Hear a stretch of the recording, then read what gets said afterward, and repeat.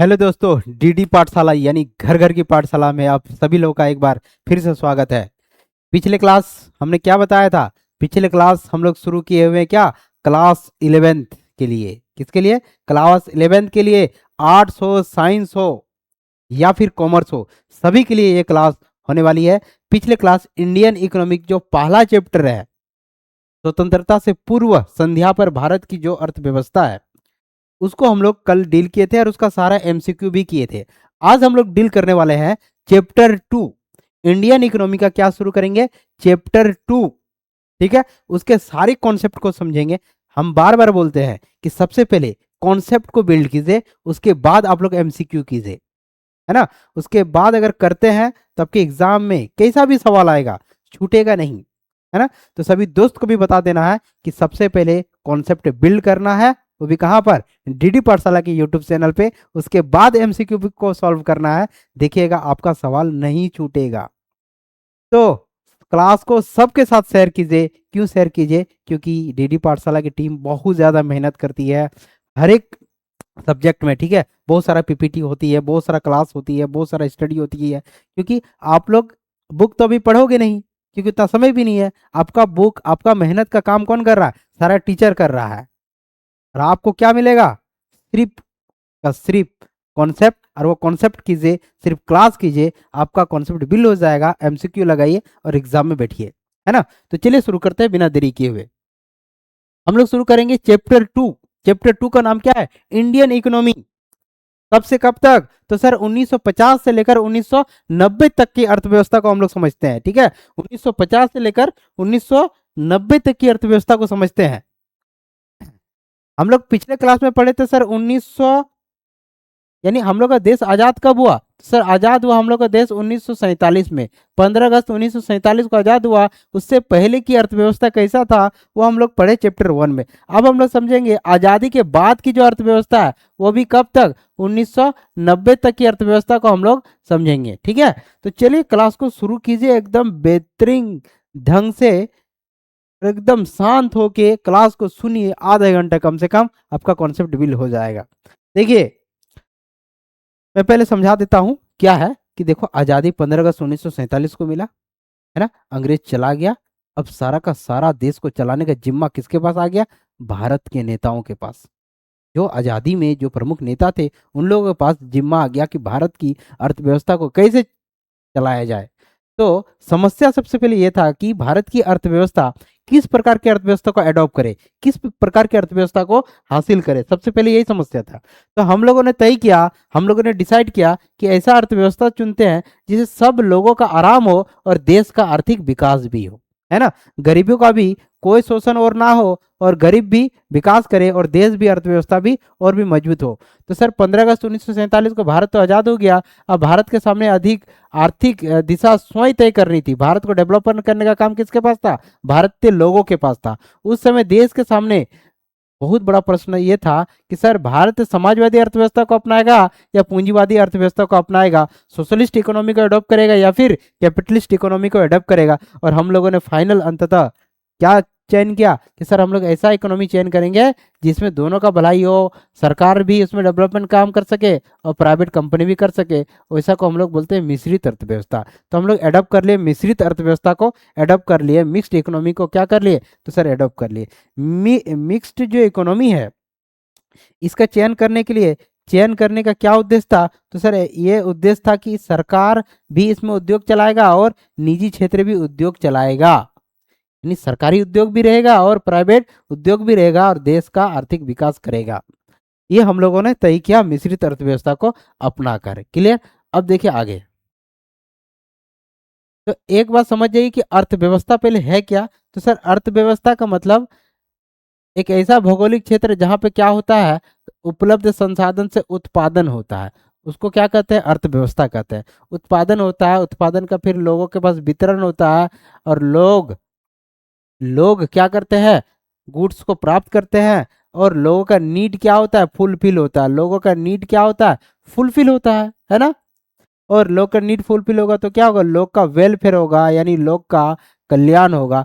जिस जिस भौगोलिक सीमा में इतना ऐसा सिस्टम जुड़ा हुआ रहता है उसको ही क्या कहते हैं, अर्थव्यवस्था कहते हैं। आप लोग आसान भाषा में फिलहाल समझिए, कभी इकोनॉमी पे हम लोग डिटेल चर्चा करेंगे क्लास में, ठीक है।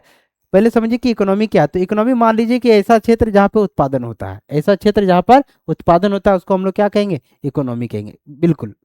उसके बाद समझिए कि इकोनॉमी ना पूरे विश्व में 3 टाइप का इकोनॉमी रन करता है। एक होती है सर समाजवादी अर्थव्यवस्था। पूरे विश्व में कितने टाइप का अर्थव्यवस्था चलता है, तो 3 तरह का। एक होता है सर समाजवादी अर्थव्यवस्था। कैसा अर्थव्यवस्था, तो सर समाजवादी अर्थव्यवस्था, जिसको हम लोग बोलते हैं सर सोशलिस्ट इकोनॉमी। क्या बोलते हैं, सोशलिस्ट इकोनॉमी। एक दूसरा टाइप का इकोनॉमी होता है उसको बोलते हैं मिक्स्ड इकोनॉमी। अच्छा, मिक्स्ड तो होता है। पहले ये समझिए पूंजीवादी अर्थव्यवस्था क्या होती है, पूंजीवादी अर्थव्यवस्था, जिसको हम लोग कैपिटलिस्ट इकोनॉमी बोलते हैं। कौन सा इकोनॉमी बोलते हैं सर, कैपिटलिस्ट इकोनॉमी बोलते हैं।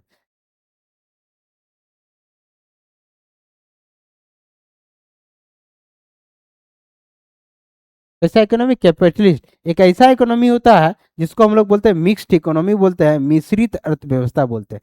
तो पूरे विश्व में 3 टाइप का अर्थव्यवस्था रन करता है, 3 टाइप की अर्थव्यवस्था चलता है। एक होता है समाजवादी अर्थव्यवस्था, एक होता है पूंजीवादी अर्थव्यवस्था, एक होता है मिक्स्ड अर्थव्यवस्था यानी मिश्रित अर्थव्यवस्था। समाजवादी अर्थव्यवस्था ऐसा अर्थव्यवस्था होता है जिसमें अर्थव्यवस्था में विकास करने का काम, उत्पादन करने का काम किसके पास होगा, तो सरकार के पास होगा। उसको समाजवादी अर्थव्यवस्था बोलते हैं। एक ऐसा अर्थव्यवस्था जिसमें उत्पादन करने का काम, विकास करने का काम पूंजीपति के पास होगा, प्राइवेट सेक्टर के पास होगा, वैसा अर्थव्यवस्था को पूंजीवादी अर्थव्यवस्था बोलते हैं। एक ऐसा अर्थव्यवस्था है जिसमें सरकार भी और पूंजीपति दोनों मिलकर देश का विकास काम कर रहा है, वैसा अर्थव्यवस्था को मिश्रित अर्थव्यवस्था कहेंगे। जैसे भारत, भारत कैसा अर्थव्यवस्था है, मिश्रित अर्थव्यवस्था है। भारत में क्या है, तो सरकार और पूंजीपति, गवर्नमेंट सेक्टर, प्राइवेट सेक्टर दोनों मिलकर देश का विकास में काम करते हैं। ऐसा को हम लोग बोलते हैं मिक्स्ड इकोनॉमी। ये तो क्लियर हो गया अर्थव्यवस्था क्या है। अब आगे देखो, आगे क्या है कि सर देश, हम लोग मिश्रित अर्थव्यवस्था को अपना लिए, और अर्थव्यवस्था को चलाने के लिए हमें सर योजना बनाना पड़ेगा। क्या बनाना पड़ेगा, हमें योजना बनाना पड़ेगा, तब ना हम लोग देश को विकास कर पाएंगे, योजना के तहत ही। तो सर हम लोग योजना बनाना शुरू किए। तो योजना बनाने के लिए हम लोग पंचवर्षीय योजना को एडॉप्ट किए। किसको एडॉप्ट किए, तो सर पंचवर्षीय योजना को एडॉप्ट किए। योजनाबद्ध विकास की शुरुआत हो किए हम लोग किसके लिए, तो अर्थव्यवस्था को चलाने के लिए, देश का आर्थिक विकास के लिए योजनाबद्ध प्रणाली अपनाई गई। ठीक है, कहाँ से योजनाबद्ध प्रणाली अपनाई गई, तो सर ये जो योजनाबद्ध प्रणाली यानी कैसा प्रणाली, सर 5 साल के लिए हम लोग योजना बनाना शुरू किए। और 5 साल का ये योजना का जो कॉन्सेप्ट है यूएसएसआर से लिया गया। कहाँ से लिया गया, सोवियत संघ रूस से लिया गया। इसके तहत हम लोग क्या शुरू किए, तो योजना आयोग का स्थापना किए। आपको एक बार पीपीटी उतना लंबा चौड़ा आप लोग पढ़ लीजिएगा क्लास में, मैं आपको समझाता हूँ आसान भाषा में।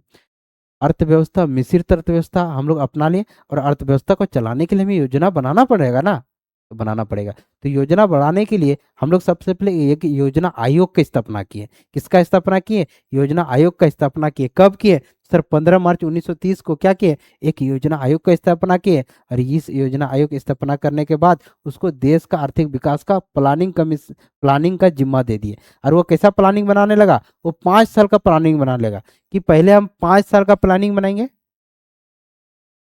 ठीक है। फिर 5 साल जब खत्म हो जाएगा, फिर दूसरा 5 साल का प्लानिंग बनाएंगे। फिर जब 5 साल खत्म हो जाएगा, फिर तीसरा 5 साल का प्लानिंग बनाएंगे, है ना। तो जो पहला 5 साल का प्लानिंग बनाएंगे इसको बोलेंगे फर्स्ट 5 ईयर प्लान। क्या बोलेंगे, फर्स्ट 5 ईयर प्लान, पहला पंचवर्षीय योजना। तो पहला पंचवर्षीय योजना कब से कब आया गया, तो सर 1991 से लेकर 1956 तक। कब, पहला फर्स्ट 5 ईयर प्लान जो 1951 से 1956 तक। दूसरा पंचवर्षीय योजना जो सेकंड 5 ईयर प्लान कब आया, 1956 से लेकर 1961 तक। 5 साल के प्लानिंग बनाने लगे और देश का विकास करने लगे, है ना। तो हम लोग समझिए कि ये योजना क्यों बनाने लगे, तो सर योजना बनाने का मेन उद्देश्य क्या था, तो यही ना उद्देश्य था कि सर योजना के तहत ही ना हम लोग आर्थिक विकास करेंगे, आधुनिकरण का उद्देश्य रखेंगे, आत्मनिर्भरता को हासिल करेंगे, समानता का बात करेंगे। तो ये पंचवर्षीय योजना का मुख्य उद्देश्य था। क्या उद्देश्य था, आर्थिक विकास का, आधुनिकीकरण का, आत्मनिर्भर का और समानता, ये क्या है पंचवर्षीय योजना का मुख्य उद्देश्य है। क्लियर। अब समझिए कि पहला पंचवर्षीय योजना क्या है। हम लोग योजना बनाने लगे कितने के लिए, तो सर 5 साल के लिए सर योजना बनाने लगे। तो पहला पंचवर्षीय योजना कब आया, सर पहला पंचवर्षीय योजना 1951 से लेकर 1956 तक आया। पहला पंचवर्षीय योजना कब से कब, तो 1951 से 1956 तक। और पहला जो पंचवर्षीय योजना जो था ना, ये इसका उद्देश्य क्या था, सर इसका उद्देश्य था कि सर कृषि को मजबूत करेंगे, सिंचाई परियोजना का विकास करेंगे और खाद्यान्न उत्पादन में बढ़ाएंगे। ये पहला पंचवर्षीय योजना का उद्देश्य था। पहला पंचवर्षीय योजना किस मॉडल पर आधारित थे, तो सर हेरल्ड डोमर मॉडल पर आधारित थे। क्या, पहला पंचवर्षीय योजना। क्लियर। अब आगे देखो, पहला पंचवर्षीय योजना में क्या उद्देश्य रखे, कृषि को मजबूत करना। कृषि को मजबूत करने के लिए सर देश में क्या लाया गया, हरित क्रांति लाया गया। कृषि को मजबूत करने के लिए देश में क्या लाया गया, हरित क्रांति लाया गया। कब, 1960 के दशक में। हरित क्रांति कौन लाया, हरित क्रांति का कॉन्सेप्ट किसने दिया, तो सर हरित क्रांति का जो कॉन्सेप्ट है ना, वो दिया सर एम एस स्वामीनाथन ने। किसने दिया, एम एस स्वामीनाथन ने हरित क्रांति का कॉन्सेप्ट दिया। इसीलिए हरित क्रांति का जनक, भारत में हरित क्रांति का जनक एम एस स्वामीनाथन को कहते हैं। क्लियर। अगर कोई विश्व में हरित क्रांति का जनक पूछे तो किसको बोलना है, नॉर्मन बोरलॉग को बोलना है। किसको बोलना है, नॉर्मन बोरलॉग को बोलना, विश्व में हरित क्रांति के जनक। क्लियर। सर हरित क्रांति का मतलब क्या होता है, तो हरित क्रांति का मतलब होता है सर खाद्य पदार्थ, फूड ग्रेन प्रोडक्शन को अधिक से अधिक बढ़ाना। ठीक है, तो उसके लिए क्या करना पड़ेगा, तो हरित क्रांति के तहत ही उन्नत बीज लाया गया, जिसको हम लोग HYV हाई यील्ड वैरायटी बीज सीड्स बोलते हैं। तो हरित क्रांति के सर रासायनिक खाद का प्रयोग करने लगा। हरित क्रांति का कॉन्सेप्ट के तहत सिंचाई सुविधा को बेहतर किया गया। हरित क्रांति कॉन्सेप्ट के तहत आधुनिक मशीन लाया गया। अगर ये सब लाएंगे तो कृषि में उत्पादन बढ़ेगा कि नहीं बढ़ेगा, तो सर कृषि में उत्पादन बढ़ेगा। तो उत्पादन बढ़ा, गेहूं और चावल का उत्पादन सर धीरे से बढ़ने लगा। भारतीय खाद्य पदार्थ, खाद्यान्न में क्या होने लगा, अब हम लोग क्या होने लगे, आत्मनिर्भर होने लगे। हम लोग पहले विदेश से सामान मंगाते थे, अब हरित क्रांति के तहत अब हम लोग खुद अपने देश में उत्पादन करने लगे और हम लोग किसी देश से मांगने नहीं लगे, हम लोग आत्मनिर्भर हो गए। हरित क्रांति जो आया ना सर, तो हरित क्रांति एक बार में पूरा देश में नहीं आया, उसके लिए स्टेप बाय स्टेप हम लोग फॉलो किए रूल। ठीक है, तो सबसे पहले हरित क्रांति का यूज, हरित क्रांति का जो प्रयोग कहाँ हुआ, तो पंजाब, हरियाणा और पश्चिमी यूपी हुआ। इसको हरित क्रांति का पहला चरण बोलते हैं। ठीक है, और सबसे पहले हम लोग किसका, गेहूं का, किसका, गेहूं का बीज का प्रयोग स्टार्ट किए हरित क्रांति के तहत। और देखिए कि गेहूं को लगा के देखते हरित क्रांति के तहत, सिंचाई वगैरह खाद्य पदार्थ देके, तो देखा कि उत्पादन बढ़ गया, उत्पादन बढ़ गया। तो बाकी दूसरा चरण में पूर्वी भारत, बिहार, पश्चिम बंगाल और अन्य राज्य में भी हम लोग स्टार्ट कर दिए क्या, हरित क्रांति। क्लियर। तो पहला पंचवर्षीय योजना का मेन उद्देश्य था कृषि को मजबूत करना। हम लोग कृषि को मजबूत कर लिए, ठीक है, और हम लोग कृषि में आत्मनिर्भर भी हो गए। अब हम लोग पहला पंचवर्षीय योजना खत्म हो गया, अब आ गया दूसरा पंचवर्षीय योजना। दूसरा पंचवर्षीय योजना कब से कब आया, सर दूसरा पंचवर्षीय योजना 1956 से 1961 तक आया। दूसरा पंचवर्षीय किस मॉडल पर आधारित था, तो पीसी महालनोबिस मॉडल पर आधारित था। ये पीसी महालनोबिस कौन था, तो पीसी महालनोबिस प्रसिद्ध अर्थशास्त्री एवं एक सांख्यिकी विद थे। ठीक है, और पीसी महालनोबिस का ये किस मॉडल, जो दूसरा पंचवर्षीय योजना आया, जो पीसी महालनोबिस मॉडल दिया था, इसका क्या उद्देश्य था, तो सर भारी उद्योग का विकास करना। किसका उद्योग करना, डेवलपमेंट ऑफ हेवी इंडस्ट्री का क्या करना, डेवलपमेंट करना। और दूसरा जब पंचवर्षीय योजना को हम लोग लागू किए हैं, इसका उद्योग को पूरा किए, तो परिणाम क्या निकल के आया, तो परिणाम निकल के आया कि सर जो देश सुई तक नहीं बना सकता था, वो आज जहाज तक बनाने लगा, बड़ा बड़ा उद्योग लगाने लगा, बड़ा बड़ा मशीन लगाने लगा। किसके तहत में, दूसरा पंचवर्षीय योजना के तहत में। और परिणाम सर स्टील मशीन भारी उद्योग स्थापित होने लगा। भारत उद्योग राष्ट्र बनने की दिशा में भी बढ़ने लगा, है ना। अब उद्योग बनने लगा, उद्योग स्टेब्लिश होने लगा, तो उसके लिए सर भारत सरकार ना उद्योग नीति लाया। क्या लाया, उद्योग नीति लाया। और उस उद्योग नीति के अंदर क्या था, उद्योग नीति के अंदर था कि सर पूरे भारत में उद्योग जब एस्टेब्लिश हो रहा है, दूसरा पंचवर्षीय योजना लागू हो गया, तो उद्योग को ना 3 कैटेगरी में बांटा। उद्योग कितना कैटेगरी में बांटा, 3 कैटेगरी में बांटा, शेड्यूल ए, शेड्यूल बी और शेड्यूल सी। शेड्यूल ए में ऐसा उद्योग रखा जो पूरी तरह से गवर्नमेंट के कंट्रोल में रहेगा। इसमें निजी जो क्षेत्र प्राइवेट सेक्टर का जो कोई भी अलाउड नहीं रहेगा, सिर्फ का सिर्फ गवर्नमेंट सेक्टर रहेगा शेड्यूल ए में। क्लियर। इसमें कौन कौन सा उद्योग रहेगा, तो सर रक्षा उद्योग, रेल, परमाणु ऊर्जा शेड्यूल ए में डाल दिया।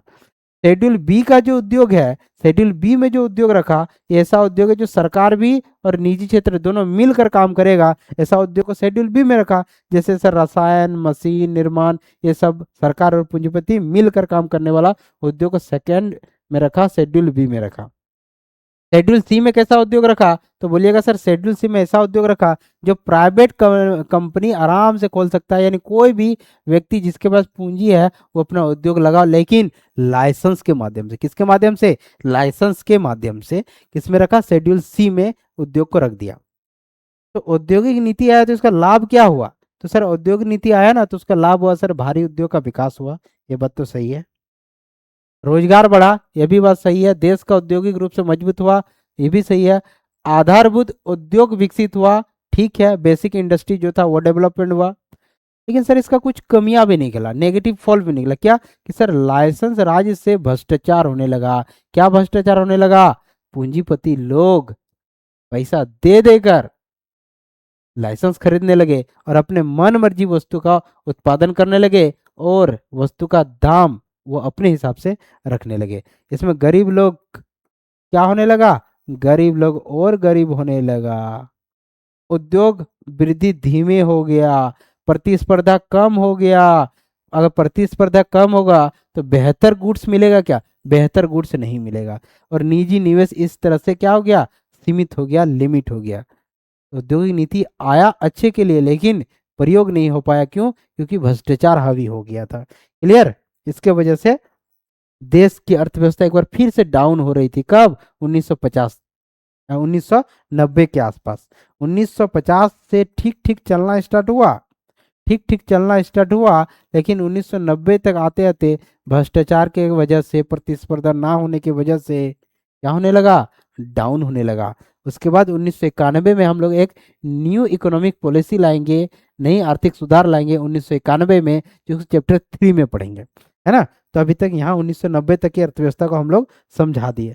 अब आगे देखो, इसका एमसीक्यू सॉल्व करते हैं। दोस्तों बहुत ज्यादा नहीं पढ़ा रहे, वही पढ़ा रहे जो आपका एग्जाम में आएगा, है ना, इसलिए घबराना बिल्कुल नहीं है। पहला सवाल क्या है, भारत में योजना आयोग की स्थापना कब हुई थी, तो सर अभी तो बताया कि योजना आयोग की जो स्थापना 1950 में हुआ था। कब, 15 मार्च 1950 में। योजना आयोग कहाँ से लाया, किससे प्रेरित होकर लाया गया, तो बोलिएगा सर यूएसएसआर से, सोवियत संघ रूस से।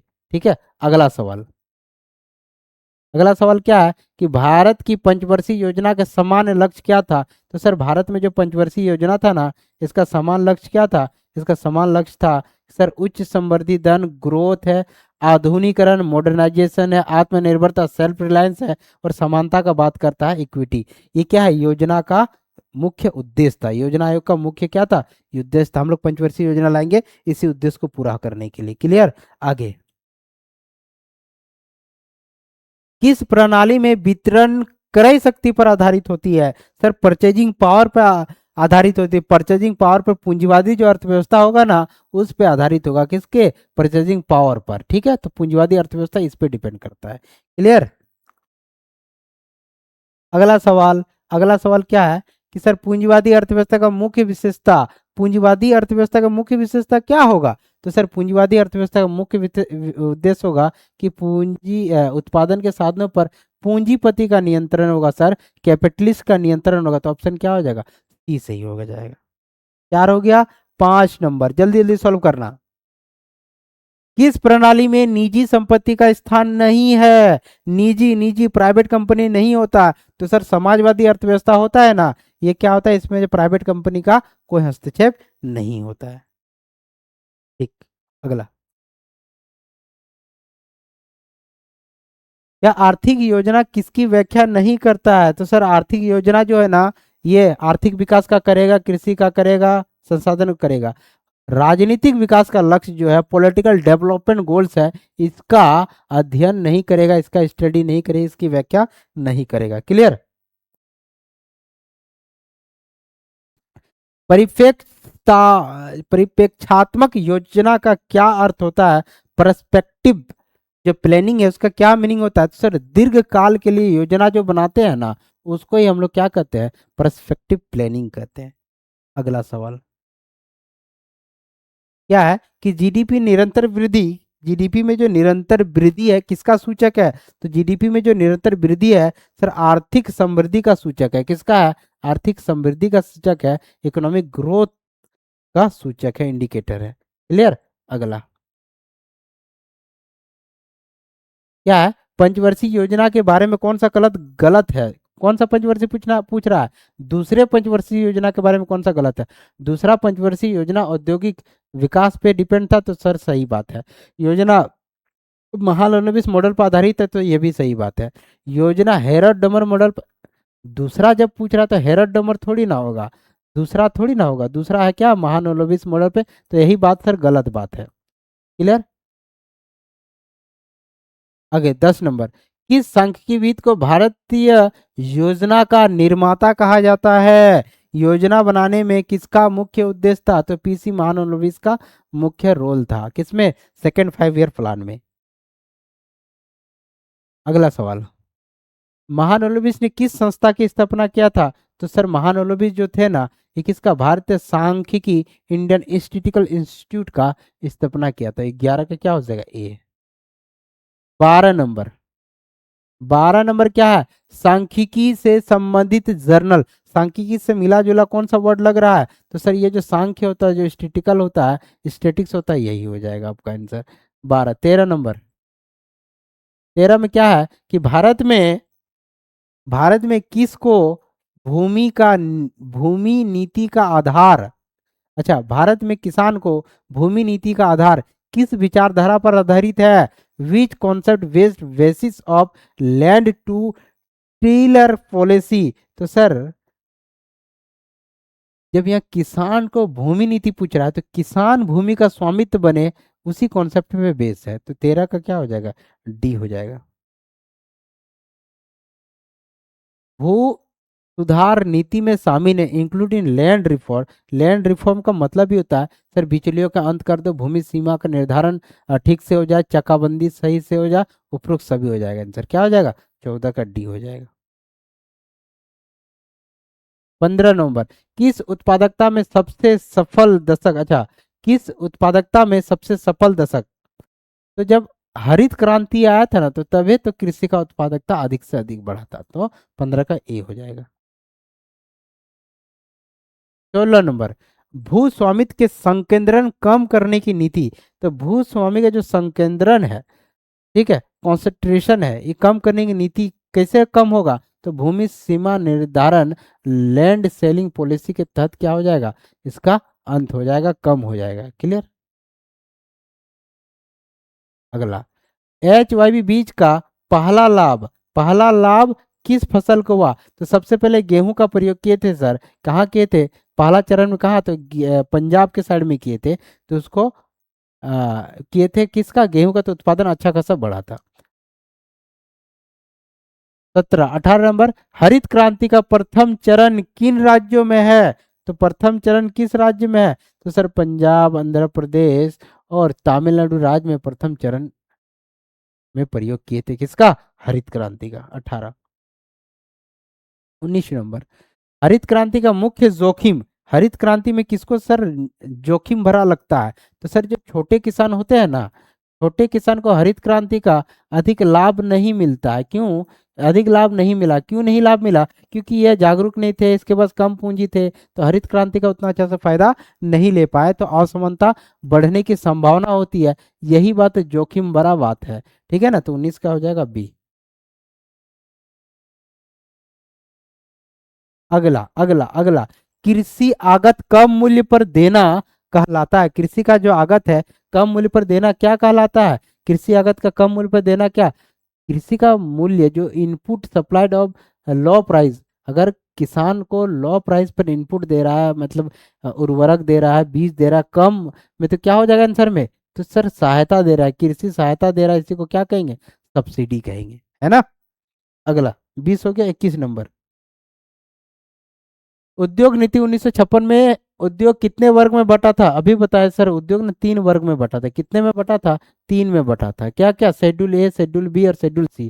शेड्यूल ए में जो पहला श्रेणी का उद्योग जो है, उसमें सरकार के पास 17 गो ऐसा उद्योग था जो सरकार के कंट्रोल में रहेगा, सरकार का रिजर्व में रहेगा। दूसरा श्रेणी में का उद्योग 12 गो उद्योग क्या था? सरकार और निजी के कंट्रोल में था। तो दूसरा श्रेणी में 12 उद्योग आरक्षित था, पहला में 17 और बाकी जो बच जाएगा तीसरा श्रेणी के अंदर में आ जाएगा। याद रखना, पहला श्रेणी में 17 उद्योग आरक्षित, दूसरा में 12 उद्योग आरक्षित हुआ करता था, रिजर्व हुआ करता था। अगला, औद्योगिक नीति आईपीआर मतलब इंडस्ट्री पॉलिसी जो रिफॉर्म आया था 1956 में, किस योजना पर आधारित थे? तो सर ये जो सेकेंड 5 ईयर प्लान पर आया था ना, तब भी आया था क्या? औद्योगिक नीति 1956, औद्योगिक नीति 1956 आया था सेकेंड 5 ईयर प्लान में। अगला क्या है कि सर औद्योगिक लाइसेंस नीति का उद्योग क्या है सर? तो लाइसेंस क्यों देते थे? तो लाइसेंस देते थे क्षेत्र समानता को बढ़ाने के लिए और निजी क्षेत्रों पर नियंत्रण करने के लिए करते थे, लाइसेंस देते थे। लाइसेंस क्यों देते हैं? तो नियंत्रण करने के लिए, कंट्रोल करने के लिए। तो क्या हो जाएगा इसका? डी।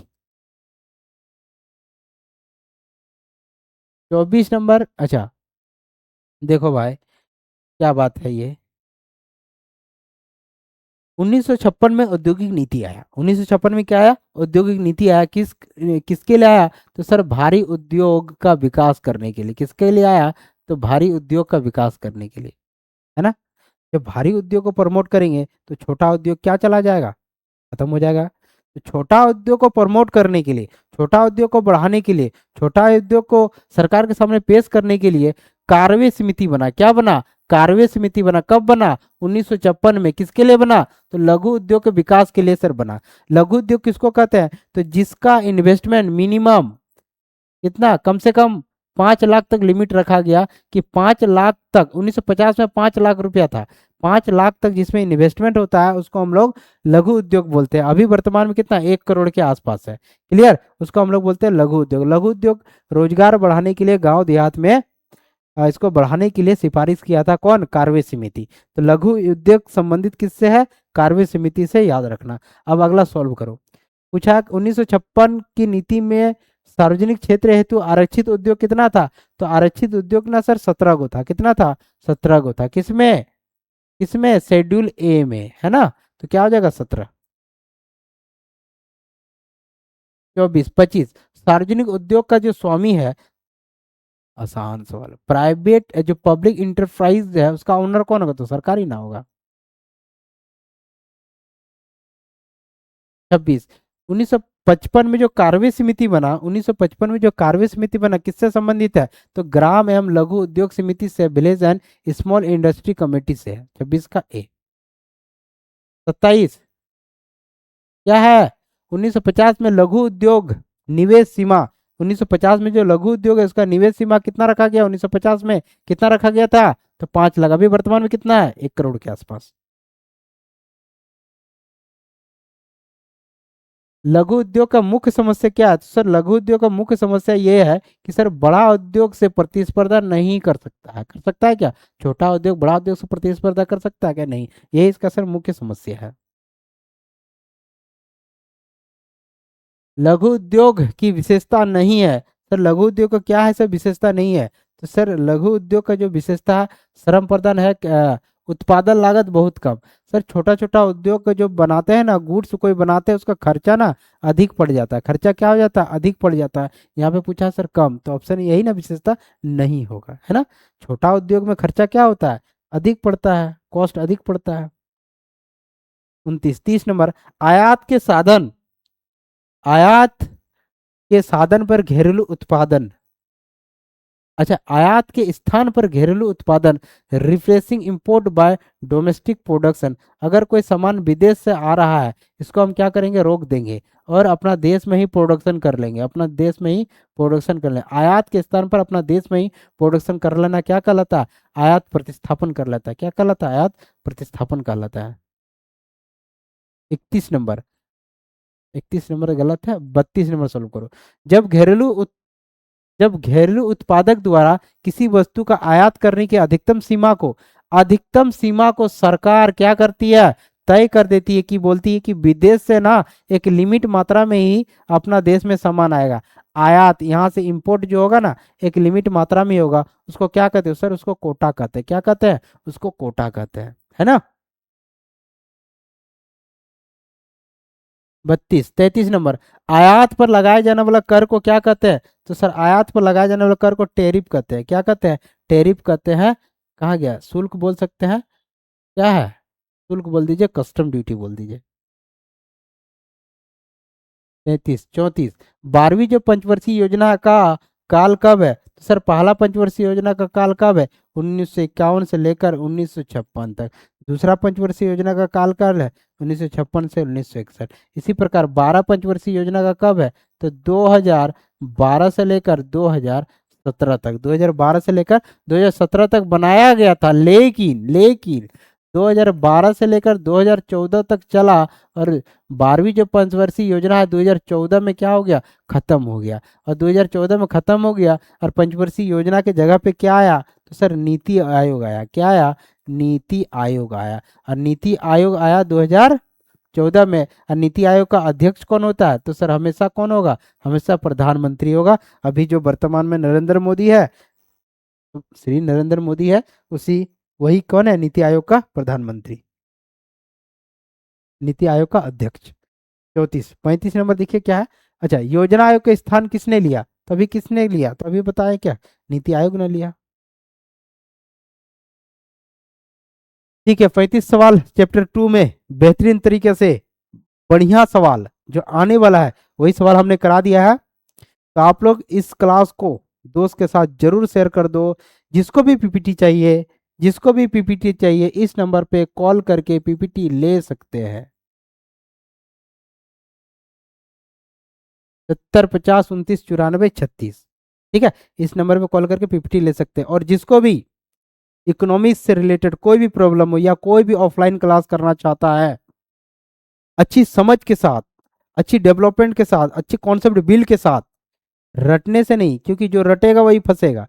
तो बिना कॉन्सेप्ट किए हुए क्लास नहीं करना है।